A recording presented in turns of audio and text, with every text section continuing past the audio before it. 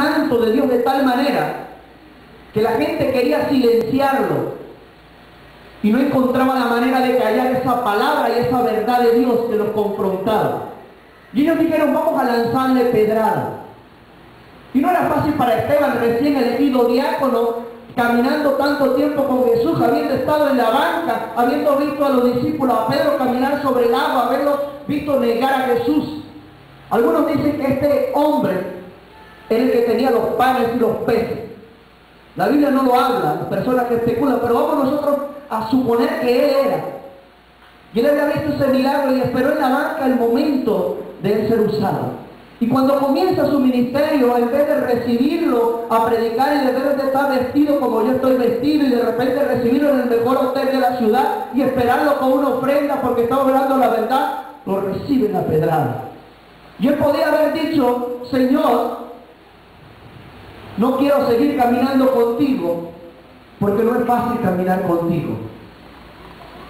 Pero la Biblia nos dice que en el mundo tendremos aflicciones, pero que confiemos, Él venció al mundo. Él venció a la muerte y al pecado. Y Él abrió un camino hacia ese lugar donde Él está sentado, en los lugares celestiales, donde nosotros somos bendecidos con toda bendición. Pero quiero decirte lo que veía Esteban. Esteban no veía las pedradas. Esteban no veía las pedradas que te da la jornada cuando ves morir a los padres de familia y a los hombres de trabajo de nuestra ciudad. Esteban no veía de repente las peleas que tú ves en la asamblea y todo lo que tú pierdes la esperanza. Esteban decía, he aquí, veo los cielos abiertos y al Hijo de Dios sentado a la diestra del Padre. Esteban en ningún momento perdió el enfoque de la visión que Dios le había dado para servir. Y él entendió que esa era su hora. Eso eran sus 5 minutos de juego. Si en esos 5 minutos él iba a morir, él iba a marcar un precedente de que hubo un varón de Dios que predicó la palabra, que le creyó a Dios y que iba a marcar una generación. Y había un hombre que nosotros podemos especular, que era uno de estos muchachos confundidos, llenos de amargura, resentidos, con una pistola en la mano, persiguiendo y matando a la iglesia, llamado Saulo.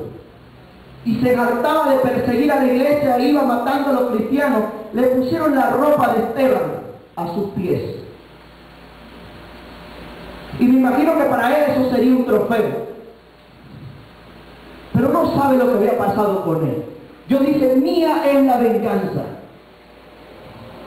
Cuando la Biblia nos habla a nosotros de que debemos poner la mejilla y dejar la venganza a Dios, quiero decirle que Dios no es el Dios de amorcito, papacito que nosotros creemos. Dios es un Dios justo. De amor, sí es cierto, pero tampoco tiene por inocente al culpable. Y siempre me acuerdo de eso, si fue capaz de permitir que su hijo, siendo inocente, muriera en la cruz del Calvario y recibiera todos los azotes por nosotros, no crea usted que cualquier hombre creado no va a dejar de recibir la justicia de Dios. Cuando Jesús se acerca a Juan el Bautista, dice, yo vine a hacer justicia. Y es necesario que esto se haga. Y es cumplir hacer la voluntad de Dios. Cuando Pablo se va y va camino a Damasco, no sé si iba a un caballo, si iba a pie. Lo cierto es que él se cayó. Y fue impactado por la luz y la presencia de Dios. Ya Jesús había dejado de aparecer, ya Jesús estaba sentado en el trono donde lo vio Esteban, pero ¿cómo es que Jesús le dice, Saulo, Saulo, ¿por qué me persigues? Dura cosa es darte cosas con el aguijón. ¿Saben lo que es un aguijón? Lo que le colocaban al buey cuando no querían andar y se hacían daño, cuando pateaban, se hacían daño. Le decía Pablo, ¿hasta cuándo te van a hacer daño? ¿Y saben qué?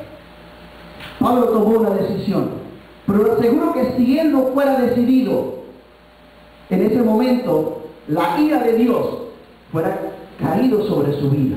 Porque cuando los cielos están abiertos, la gracia y la misericordia de Dios está, pero también está la justicia divina de Dios.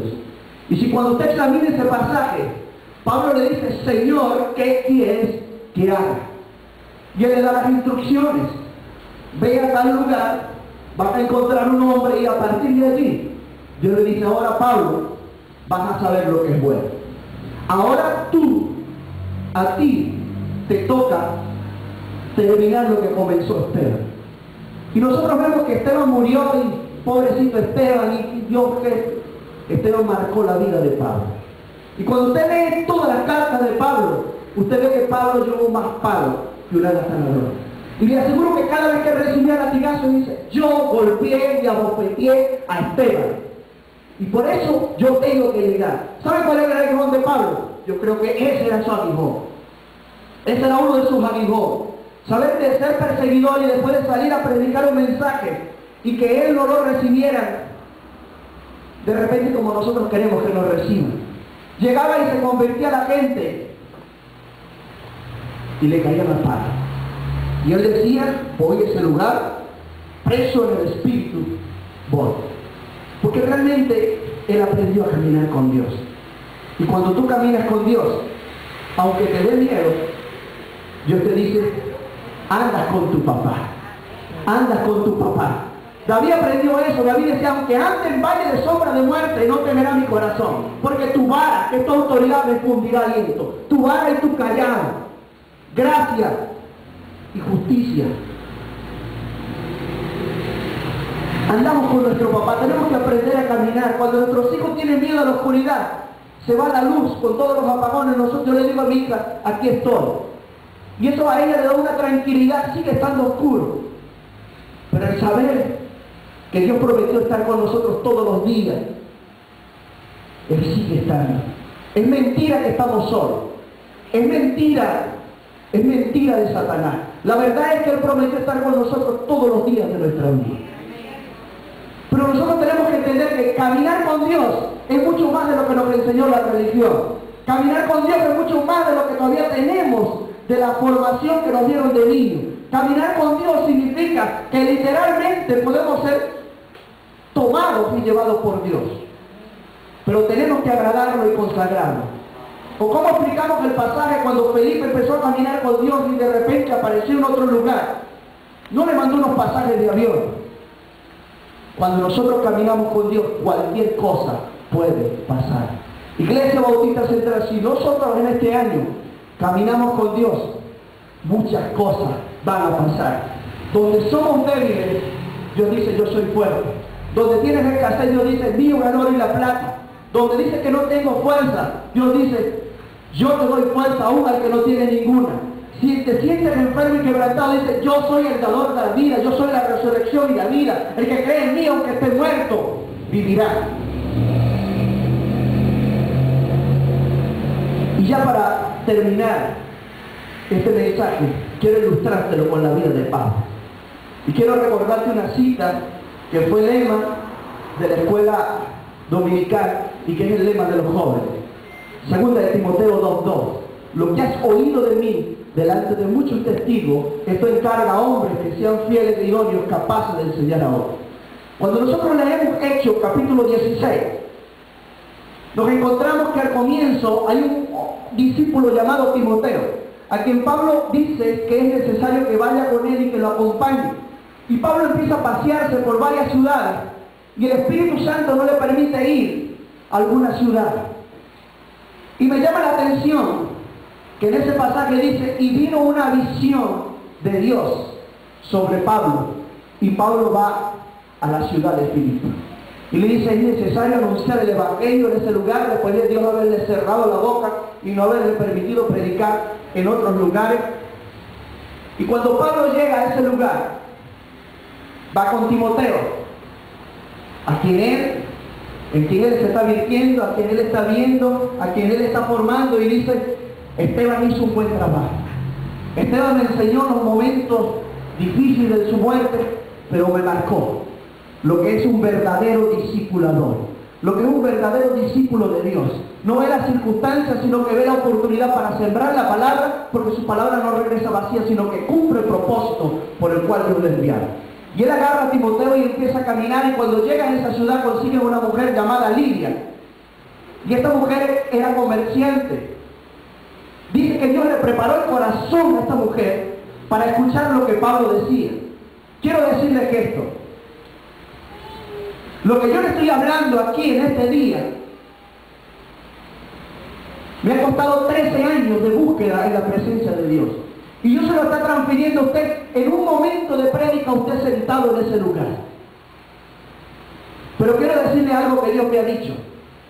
No te esfuerces en hablarle a la gente. Va a haber gente que no te quiere oír, va a haber gente que no es el tiempo, y va a haber gente que la palabra no es para ella. Y saben, cuando no la oye, a mí me da ganas de llorar. Porque yo digo, ¿saben lo que van a tener que llorar delante de la presencia de Dios para que Dios les revele la verdad? Y no digo solamente esto cuando yo predico, sino que cuando cualquier varón de Dios se para a predicar, Dios te está dando y te está haciendo una transferencia en un momento determinado, como de repente Esteban lo hizo con Pablo, como Pablo lo hizo con Timoteo. Pero Dios dice que preparó el corazón de esta mujer para escuchar lo que Pablo decía. Y le ordenó, le dijo, le suplicó que se quedara en su casa, que siguiera hablando. Y mientras ellos hablaban y estaban ahí en ese lugar, salieron, caminaron. Y preste atención en esto, en estos tiempos. Debemos discernir qué espíritu nos está hablando. Porque hay espíritus engañadores que encubiertamente enseñan, dice en Timoteo, que dice que las personas no se casan. Y ahí sigue hablando de un montón de cosas. Pero vean lo que dice esta mujer que tenía espíritu de adivinación. Esta mujer llega y le dice, estos son los hijos del Dios Altísimo. Aquí la palabra nos habla de Pablo y de Silas. Le digo que Timoteo era un observador. En ese instante él estaba observando, no lo menciona la Biblia en esa parte, dice que Pablo y Silas, y dice, estos son varones de Dios Altísimo que traen las buenas nuevas, más o menos así le decía. Y entonces estaban haciendo alarde. Pero usted sabe por qué estaba haciendo alarde. Para hacer un revoltijo de gente y que golpearan a Pablo. Y Pablo voltea y le dice, te ordeno que salgas de ella ahora mismo, en el nombre de Jesús. Y la mujer quedó libre del espíritu de adivinación. Pero los amos de esta mujer comían, se enriquecían de este espíritu, de este supuesto don que tenía la mujer, y se molestaron en gran manera y fueron a las autoridades y dijeron, mira, este hombre perturba y nos enseña algo diferente a lo que nosotros practicamos, a lo que nosotros creemos. Y dice la Biblia que por libertar a esa mujer, por hacer esa liberación, Pablo y Silas fueron presos.